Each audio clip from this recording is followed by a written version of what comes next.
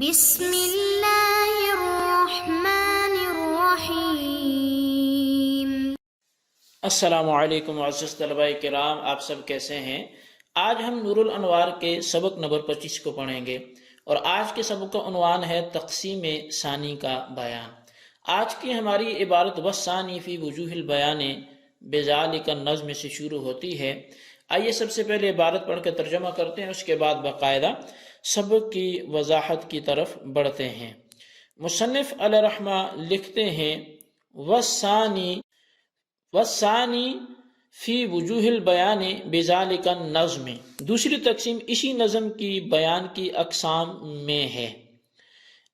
ای التقسیم الثانی فی طرق ظہور المعنی وخفائہ بذالک النظم المذکور فی التقسیم الاول من الخاص والعام، یعنی دوسری تقسیم اسی نظم کی جو پہلی تقسیم یعنی خاص و عام میں مذکور ہے، ظہور معنی اور خفاء معنی کے اقسام میں ہے۔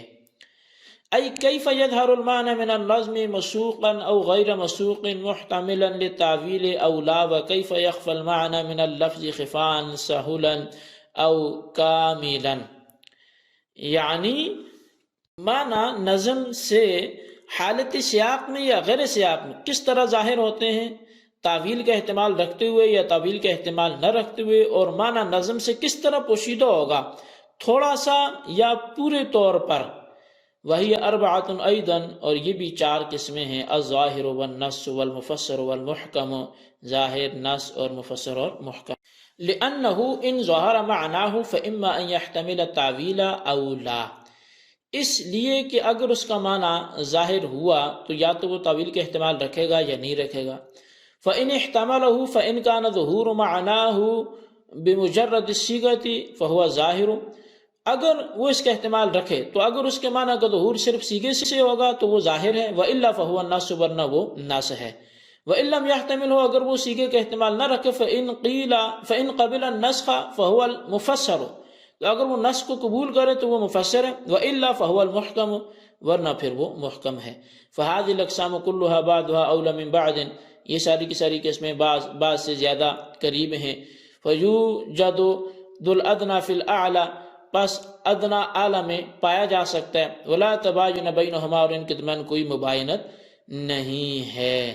وانما التباین بحسب الاعتبار، البتہ جو مباینت ہے بھی تو وہ اعتبار کے اعتبار سے ہے، حساب سے ہے۔ بخلاف الخاص مع العام والمشترک فانها متقابلة بنفسها، فلهذا لم يذكر المقابل في التقسيم الاول۔ بخلاف خاص کو عام کے ساتھ اور مشترک وغیرہ کے ساتھ، پس بے شک وہ بذات خود ایک دوسرے کے مقابل ہیں، یہی وجہ ہے کہ وہاں تقسیم میں، پہلی تقسیم میں مقابل کا ذکر نہیں کیا گیا۔ وذکر فی الثانی فقط، اور دوسری تقسیم میں کیا گیا صرف۔ فقال، تو مصنف نے کہا ولہذہ الاربعۃ اربعۃ تقابلها، ان چار قسموں کی چار قسمیں ایسی بھی ہیں جو ان کے مقابل ہیں۔ اور ای لہذہ الاقسام الاربعۃ لظہور اقسام اربعۃ اخر تقابلها فی الخفاء، یعنی یہ جو چار قسمیں ہیں ظہور کے اعتبار سے، ان کے مقابلے میں چار اور ہیں جو خفاء کے اعتبار سے ہیں۔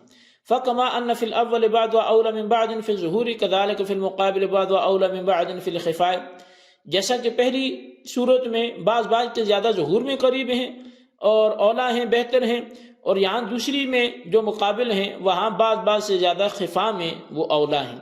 فیوجد الادنی فی الاعلی، پس ادنا اعلیٰ میں پائی جاتی ہے، وہی الخفی والمشکل والمجمل والمتشابہ، اور وہ چاروں قسمیں کے نام خفی، مشکل، مجمل، متشابہ ہیں۔ لأنه إن خفي معناه فإما يكون خفاء لعارض غير الصيغة فهو الخفي أو لنفس الصيغة، کہتے ہیں اس لیے کہ اگر اس کا معنی پوشیدہ ہے تو یا تو اس کا معنی کسی عارض کی وجہ سے پوشیدہ جو صیغے کے علاوہ ہے تو وہ خفی ہے، یا پھر صیغے کی وجہ سے ہے جو نفس صیغے کی وجہ سے ہے۔ تو فإن أمكن إدراكه بالتأمل فهو المشكل، وإن لم يمكن فإن كان البيان مرجوبا من جانب المتكلم فهو المجمل، وإلا فهو المتشابه، تو اگر اس کا ادراک تأمل سے ممکن ہو تو وہ مشکل ہے، اور اگر نہ ہو تو پس اگر اس کی متکلم کی جانب سے بیان کی امید ہو تو وہ مجمل ہے، ورنہ وہ متشابہ ہے۔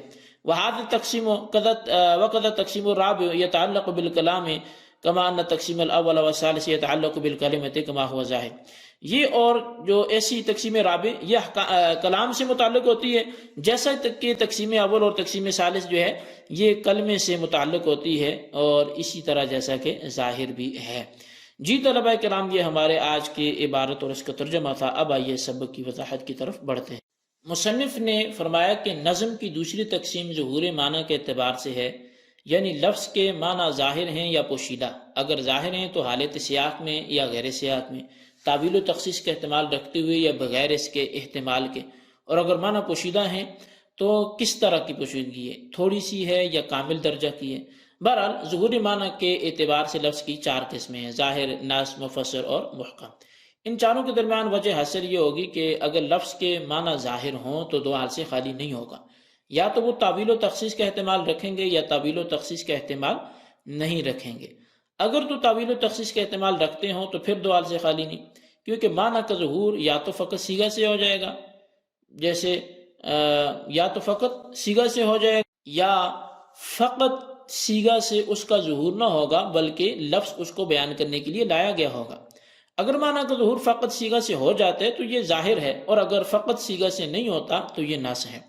اور اگر لفظ کے معنی تعویل و تخصیص کے احتمال نہ رکھیں تو وہ بھی 2 حال سے خالی نہیں ہے. یا تو اس نے رسول اکرم صلی اللہ علیہ وسلم کے زمانہ میں نص کو قبول کیا ہوگا یا نص کو قبول نہیں کیا ہوگا.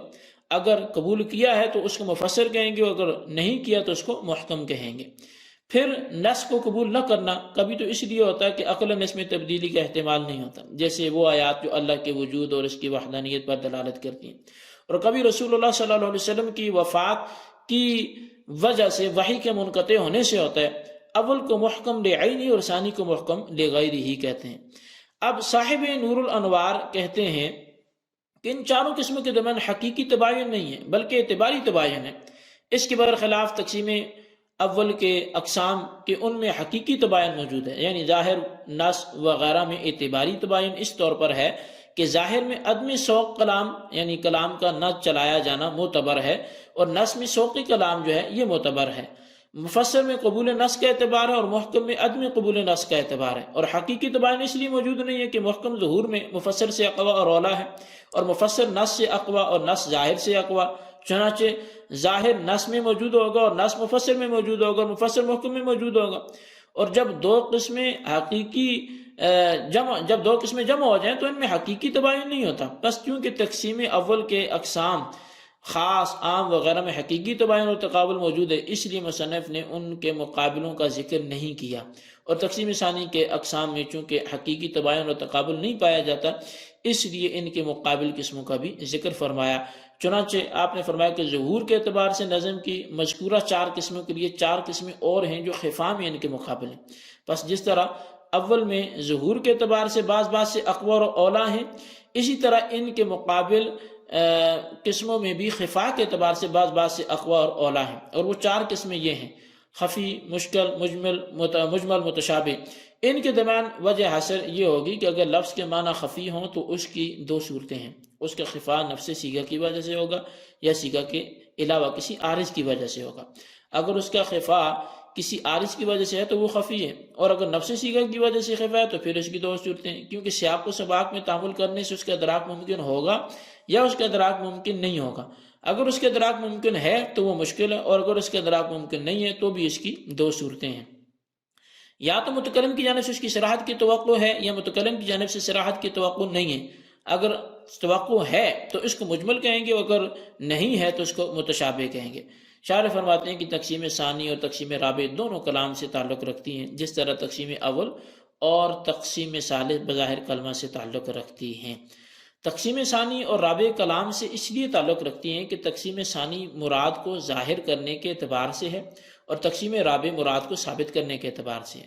اور مراد 2 کلموں کے درمیان نسبت کا نام ہے، اور کلام وہ لفظ ہے جو اسناد کے ساتھ 2 کلموں کو شامل ہو، اور اسناد 2 کلموں میں سے ایک کا دوسرے کی طرف اس طرح منسوب ہونا ہے کہ مخاطب کو پورا فائدہ حاصل ہو. حاصل یہ ہے کہ مراد 2 کلموں کے درمیان نسبت کا نام ہے، اور کلام بھی در حقیقت نسبت ہی کا نام ہے. اس لیے تقسیم ثانی اور رابع دونوں کلام سے متعلق ہوں گے. اور یوں بھی کہا جا سکتا ہے کہ تقسیم ثانی کے ذریعے ظہور مراد ہوتا ہے اور تقسیم رابع کے ذریعے مراد پر اطلاع ہوتی ہے. اور ظہور جو ہے ظہور مراد اور وقوف علی المراد دونوں کلام سے ہوتے ہیں، اس لیے تقسیم ثانی اور رابع دونوں کا تعلق کلام سے ہوگا۔ تقسیم اول اور ثالث کلمہ سے اس لیے تعلق رکھتی ہیں کہ تقسیم اول وضع کے اعتبار سے، اور وضع کہتے ہیں لفظ کو معنی کے لیے متعین کرنا، اور یہ تعین معنی مفرد ہے، اور تیسری تقسیم لفظ کے استعمال کے اعتبار سے، اور لفظ کا استعمال بھی معنی مفرد ہے، پس دونوں میں معنی مفرد ملحوظ ہیں، اور معنی مفرد کلمہ کے ہوتے ہیں نہ کہ کلام کے، اس لیے تقسیم اول اور ثالث دونوں کا تعلق کلمے سے ہوگا نہ کہ کلام سے۔ جی طلبہ کرام، یہ ہمارے آج کے سبق کی عبارت اور اس کا ترجمہ تھا، اس لیے آج کے اس عبارت اور اس کے ترجمے وضاحت کو اپنے الفاظ میں رجسٹر پر نوٹ کریں، بالخصوص ان سوالات کے جوابات دیں۔ سوال نمبر 1 یہ ہے کہ ظاہر نص مفسر محکم کی وجہ حسر بیان کریں، اور سوال نمبر 2 یہ ہے خفی مشکل مجمل متشابہ کی وجہ حسر تحریر کریں۔ اللہ تبارک و تعالیٰ سے دعا جو کچھ ہم نے پڑھا سنا سے یاد رکھنے کی توفیق نصیب فرمائے، آمین بجاہ نبی الامین صلی اللہ علیہ وسلم۔